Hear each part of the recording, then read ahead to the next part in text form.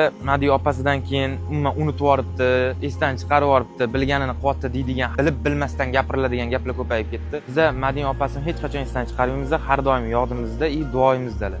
Videoga keladigan bo'lsak, Madiyani xursand qilayotganimni shu paytgacha qo'yib keldim. Bu videoni ham qo'yishga qaror qildim. Rasul akram sallallohu alayhi vasallam muborak shaharlarida Madina shahrida ulug' bog'larning birida bo'lib turibmiz. Opalari Manzura xonimlariga singillari Fozila va Madina tomonidan mana shu ajoyib xizmatlarni qilib beramiz. Alloh singillaridan Fotiha hisoblanadigan qabul qilsin. O'zi yaxshiliklari bilan singlasin.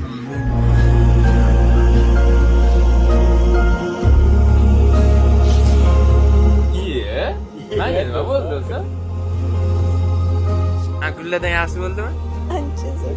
Ko'rib qo'yiladigan ma'no yo'q. O'tganlarning oxiratlari obod bo'lsin, hammaligini joylari jannatdan bo'lsin, shukrlar oson bo'lsin. Hammaga rahmat e'tibor uchun. Bo'ldi. Kuzim.